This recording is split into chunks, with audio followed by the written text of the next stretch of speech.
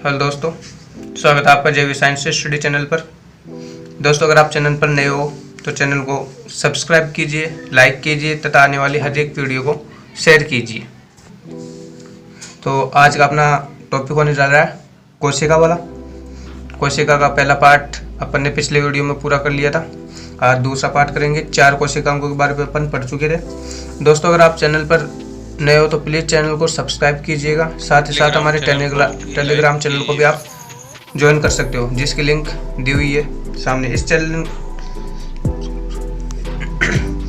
Telegram channel के माध्यम से आप हमारे हर एक वीडियो की PDF प्राप्त कर सकते हैं। और दूसरा, आप वीडियो के डिस्क्रिप्शन बॉक्स के लिंक में जाइए, वहाँ पर आपको वीडियो की PDF की लिंक मिल जाएगी, वहाँ से भी आप डाउनलोड कर सकते हो। तो आइए दोस्तों, शुरुआत करते हैं फिर से।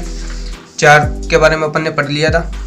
पहला था अपना कल माइटोकॉन्ड्रिया, दूसरे नंबर पर था अपना राइबोसोम, 23 नंबर पर था अपना लाइसोसोम और 14 नंबर पर था अपना अंतःप्राद्रव्य जालिका। 5 नंबर पर अपना आ रहा आज गोल्जी गाय। दोस्तों, गोल्जी गाय की खोज सन 1898 ईस्वी में कैमिलो गोल्जी द्वारा की गई। ये कोशिका के मुख्य स्रावी अंग होते हैं।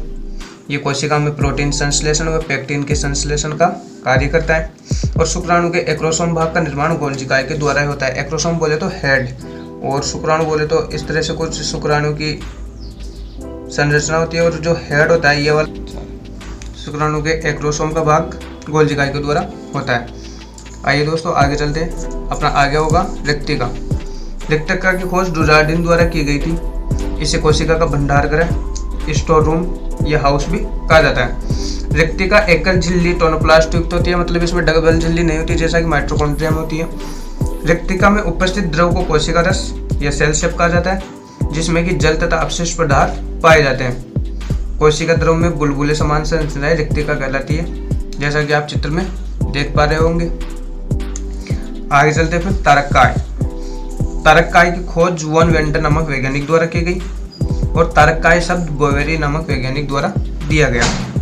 तारककाय कोशिका विभाजन के समय तरक तंतुओं के निर्माण में सहायक होता है और शुक्राणु की पूंछ बनाने में तारककाय सहायक होता है। जैसे अभी मैंने आपको बताया, शुक्राणु कुछ ऐसे करके, जैसे कि आपको बताया मैंने, ये शुक्राणु का एक्रोसोम हेड तो बना होता है गोल्जी गाय के द्वारा, और टेल नीचे होती है पूंछ, जो कि बनती है अपने तारककाय के द्वारा।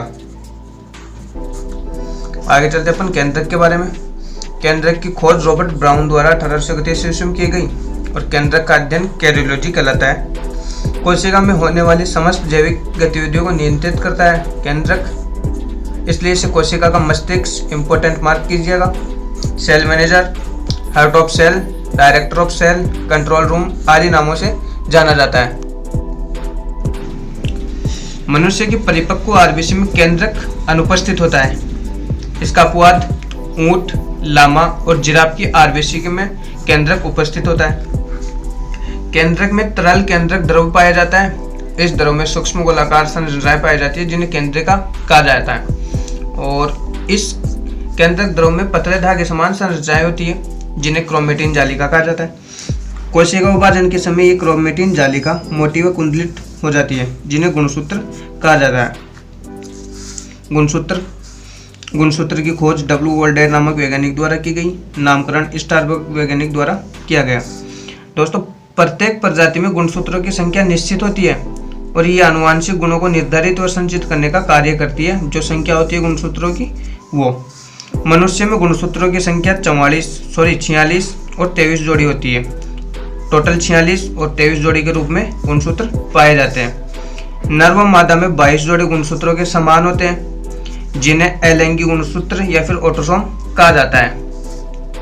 तथा एक जोड़ी गुणसूत्र भिन्न होता है, जिसे नर में तो XY तथा मादा में XX द्वारा प्रदर्शित किया जाता है, तथा इन्हें लैंगिक गुणसूत्र, एलोसोम या फिर सेक्स क्रोमोसोम कहा जाता है। दोस्तों, मेल के अंदर आप देख पा रहे हो 44 प्लस XY ये वाले गुणसूत्र पाए जाते हैं, और फीमेल के अंदर 44 प्लस XX ये फीमेल में पाए जाते हैं। और इस चीज को इंपॉर्टेंट मार्क कीजिएगा, संतान का लिंग निर्धारण हमेशा पिता के गुणसूत्र द्वारा ही होता है। ये काफी एग्जामों में पूछा जा चुका है। आइए दोस्तों, बात करते हैं विभिन्न जीवों में गुणसूत्रों की संख्या के बारे में। कपास, जिसका वैज्ञानिक नाम गोसिपियम है, इसको दूसरे नाम से पेसोना से भी जाना जाता है। इसमें 52 और 26 दो प्रकार के गुणसूत्रों की संख्या होती है अलग अलग। कभी कभी कभार 52 देखने को मिलती है और कभी 26। गेहूँ दूसरे नंबर पर ट्रिटिकम एस्टिवम, इसमें गुणसूत्रों की संख्या 42 होती है 42। अगर बंदर की बात की जाए तो बंदर में गुणसूत्रों की संख्या बंदर में भी 42 होती है। चिंपांजी में 48 होती है। मक्का जिसका वैज्ञानिक नाम जियामेज में 20 होती है। मच्छर में 6 होती है। घरेलू मक्खी में 12 होती है। मटर में 14 होते हैं गुणसूत्र। टमाटर में 24, टोमेटो। मेंढक में 26 होते हैं। बिल्ली में 38 होते हैं। खरगोश में 44 होते हैं। आलू में 48 और घोड़े में 64 और कुत्ते में 78। साथ ही साथ दोस्तों कबूतर में 80 गुणसूत्र पाए जाते हैं। कुछ इंपॉर्टेंट नाम थे जो अपन ने देखा। दोस्तों आगे चलते हैं अपन न्यूक्लिक अम्ल के बारे में। न्यूक्लिक अम्ल डीएनए और आरएनए को न्यूक्लिक अम्ल बोला जाता है। इनकी खोज फ्रेडरिक मिश्र द्वारा की गई। तो पहला अपन पढ़ते हैं डीएनए के बारे में और इनकी पहचान की जाती है मवाद कोशिकाओं तथा श्वेत कोशिका, ये 2 प्रकार की कोशिका होती है। इनकी उपस्थिति के आधार पर डीएनए व आरएनए की पहचान की जाती है।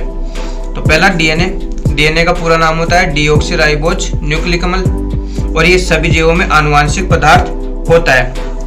इसके विपरीत अगर आरएनए की बात करें तो आरएनए सभी जीवों में आनुवांशिक पदार्थ नहीं होता। अपवाद के रूप में पादप वायरस जैसे कि तंबाकू का मोज़ेक वायरस रोग तथा एचआईवी में आनुवांशिक पदार्थ आरएनए होता है। इसके अलावा सभी में डीएनए आनुवांशिक पदार्थ होता है।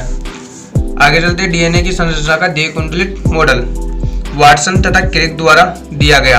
वाटसन तथा क्रिक नाम के वैज्ञानिक द्वारा सन 1953 में डीएनए का द्विकुंडलित मॉडल दिया गया, जिसके लिए सन 1962 में इन्हें नोबेल पुरस्कार मिला था।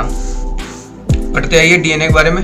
डीएनए 3 प्रकार के अणुओं से मिलकर होता है, जैसे फास्फेट समूह, नाइट्रोजन क्षारक और डीऑक्सीराइबोज शर्करा। तो नाइट्रोजन क्षारक के बारे में पढ़ते हैं। नाइट्रोजन क्षारक 4 प्रकार के होते हैं डीएनए में। एडेनिन जिसको ए से दर्शाया जाता है, थाइमिन को टी से दर्शाया जाता है, ग्वानिन को जी से और साइटोसिन को सी से। अगर आरएनए की बात करें तो थाइमिन की जगह आरएनए में क्या आ जाता है दोस्तों, यूरेसिल, जिसको यू से दर्शाया जाता है। आगे बात करेंगे आरएनए की। अब डीएनए के द्विकुंडलित मॉडल के बारे में आपको बताया था मैंने। कुछ इस प्रकार की संरचना होती है डीएनए की, जैसे कि आप देख पा रहे हो। इसमें एडेनिन थाइमिन से डबल बॉन्ड द्वारा, जिनको हाइड्रोजन बॉन्ड के नाम से जाना जाता है, और साइटोसिन ग्वानिन के द्वारा ट्रिपल बॉन्ड के द्वारा जुड़े होते हैं। ये जो डीएनए का एक कुंडलन दोस्तों, इसके अंदर टोटल 10 नाइट्रोजन क्षारक पाए जाते हैं और हर एक नाइट्रोजन क्षारक के बीच में दूरी होती है 3.4 एंगस्ट्रॉन। अतः इस एक कुंडलन की दूरी कितनी हो जाएगी, टोटल लंबाई 10 को 3.4 से गुणा करने पर 34 एंगस्ट्रॉन। और अगर इस तरह की बात की जाए इधर, तो यहाँ पर टोटल 20 एंगस्ट्रॉन इसकी ये चौड़ाई होती है डीएनए की। एक वैज्ञानिक थे दोस्तों चारगाफ, उनके अनुसार नाइट्रोजन क्षारकों को 2 भागों में बांटा गया। पहला प्यूरिन और दूसरा पिरिमिडिन। प्यूरिन में उन्होंने एडेनिन और ग्वानिन को रखा है और पिरिमिडिन में थाइमिन और साइटोसिन को रखा है।